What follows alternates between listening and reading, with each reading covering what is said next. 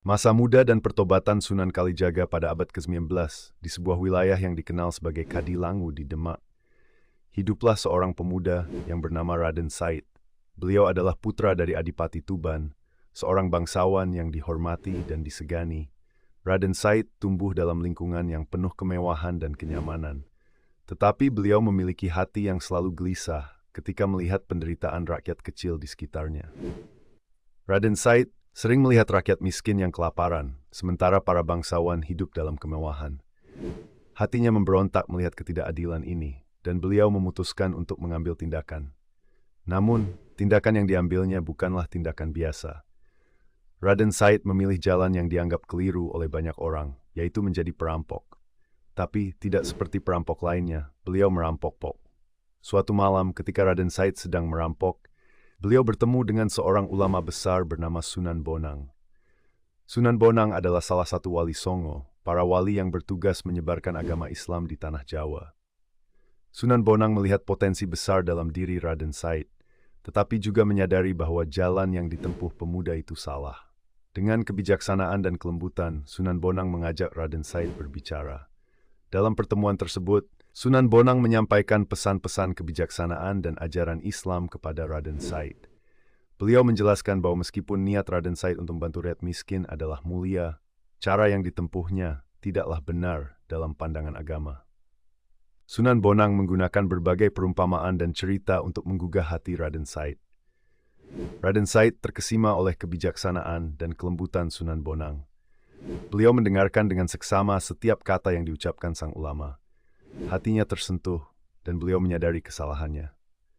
Dalam momen tersebut, Raden Said merasa malu atas tindakannya yang selama ini beliau anggap benar. Beliau memutuskan untuk bertobat dan memohon bimbingan dari Sunan Bonang. Sunan Bonang menerima Raden Said sebagai muridnya.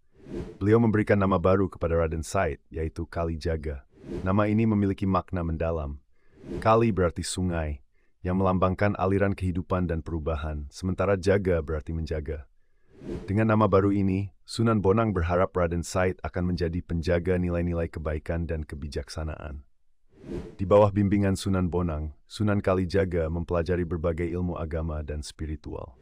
Sunan Bonang mengajarkan pentingnya kebijaksanaan, kesabaran, dan kasih sayang dalam menyebarkan ajaran Islam. Sunan Kalijaga juga diajarkan untuk menggunakan seni dan budaya lokal sebagai sarana dakwah. Sunan Bonang menyadari bahwa masyarakat Jawa yang masih kental dengan budaya Hindu-Buddha akan lebih mudah menerima ajaran Islam jika disampaikan melalui medium yang kerap bagi mereka. Sunan Kalijaga mulai menyebarkan ajaran Islam dengan pendekatan yang unik.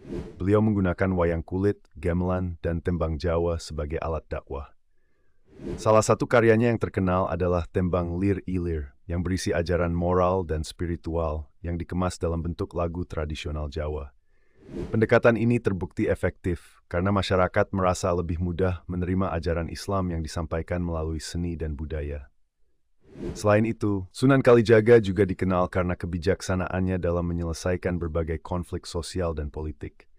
Beliau sering diminta menjadi penengah dalam berbagai perselisihan dan memberikan nasihat kepada para pemimpin daerah. Peran pentingnya dalam kerajaan Demak juga tidak bisa diabaikan. Sebagai penasihat spiritual bagi Sultan Demak, Sunan Kalijaga membantu memperkuat penyebaran Islam di wilayah tersebut. Pertobatan Raden Said menjadi Sunan Kalijaga menandai awal dari perjalanan panjangnya dalam menyebarkan Islam di Jawa.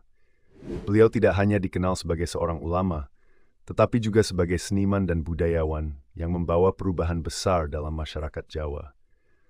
Karya-karyanya, seperti Tembang Lir Ilir, masih dikenang dan dihargai hingga kini, mengingatkan kita akan pentingnya kebijaksanaan dan kebaikan hati dalam setiap langkah kehidupan.